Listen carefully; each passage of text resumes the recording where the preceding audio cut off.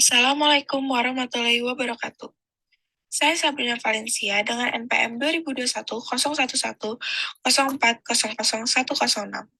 Saya akan menjelaskan materi tentang karakteristik manusia komunikan. Yang pertama ada konsep psikologi tentang manusia. Banyak teori dalam ilmu komunikasi dilatar belakangi konsepsi-konsepsi psikologi tentang manusia. Teori-teori persesuaian sudah lama menggunakan psikoanalisis yang melukiskan manusia sebagai makhluk yang digerakkan oleh keinginan-keinginan terpendam atau homovalens. Teori jarum hipodermik yang menyatakan media massa sangat berpengaruh ini dilandasi konsepsi behaviorisme yang memandang manusia sebagai yang digerakkan semaunya oleh lingkungan atau homo mechanicus. Konsep manusia dalam psikoanalisis. Psikoanalisis secara tegas memperhatikan struktur jiwa. Sigmund Freud sebagai pendiri psikoanalisis mengatakan perilaku manusia merupakan hasil interaksi tiga subsistem dalam kepribadian manusia, id, ego, dan superego. Id adalah bagian kepribadian yang menyimpan dorongan-dorongan biologis manusia yang bersifat egois, tidak bermoral, dan tidak mau tahu dengan kenyataan, sehingga id dapat dikatakan tabiat hewani manusia. Ego adalah mediator antara hasrat hewani, dengan tuntutan rasional dan realistik. Ego-lah yang menyebabkan manusia mampu mendudukkan hasrat hewaniahnya dan hidup sebagai wujud yang rasional, atau pada pribadi yang normal. Superego adalah polisi kepribadian. Hati nurani yang merupakan internalisasi dari norma-norma sosial dan cultural masyarakatnya.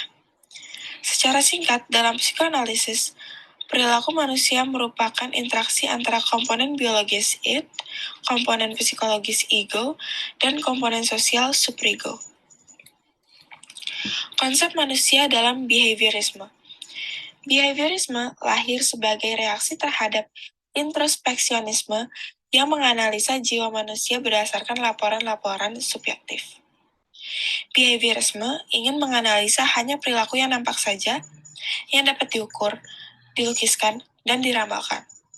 Belakangan, teori kaum behaviorisme lebih dikenal dengan nama teori belajar. Karena menurut mereka, semua perilaku manusia kecuali insting adalah hasil belajar. Belajar artinya perubahan perilaku organisme sebagai pengaruh lingkungan. Behaviorisme tidak mau mempersoalkan apakah manusia baik atau jelek, rasional atau emosional.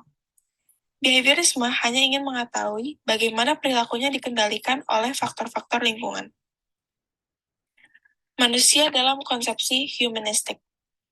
Psikologi humanistik dianggap sebagai revolusi ketiga dalam psikologi revolusi pertama, dan kedua adalah psikoanalisis dan behaviorisme. Pada behaviorisme, manusia hanya mesin yang dibentuk lingkungan. Pada psikoanalisis, manusia selalu dipengaruhi oleh naluri primitifnya. Dalam pandangan behaviorisme, manusia-manusia menjadi robot tanpa jiwa, tanpa nilai. Keduanya tidak menghormati manusia sebagai manusia. Keduanya tidak dapat menjelaskan aspek eksistensi manusia yang positif dan menentukan, seperti cinta, kreativitas, nilai, makna, dan pertumbuhan pribadi. Inilah yang diisi oleh psikologi humanistik. Faktor yang mampu memengaruhi perilaku manusia. Yang pertama, faktor biologis. Yang kedua, faktor sosiopsikologis.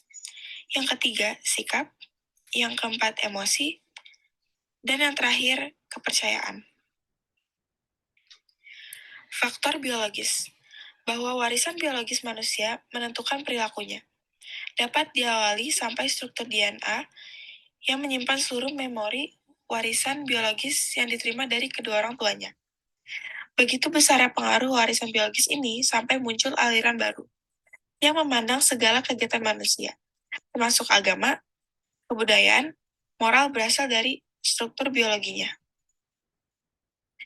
Faktor sosiopsikologis diklasifikasikan menjadi 3 komponen, yaitu sikap, emosi, dan kepercayaan. Sikap merupakan konsep yang paling penting dalam psikologi sosial dan yang paling banyak didefinisikan. Sikap adalah kecenderungan bertindak, berpersepsi, berpikir, dan merasa salah menghadapi objek, dan situasi. Emosi. Emosi merupakan sumber keberhasilan kita. Jika kita marah, kita mengetahui kita dihambat atau diserang orang lain. Sedih berarti kehilangan sesuatu yang kita senangi. Bagian berarti memperoleh sesuatu yang kita senangi. Atau berhasil menghindari yang kita benci. Kepercayaan. Kepercayaan adalah komponen kognitif dari faktor sosiopsikologis.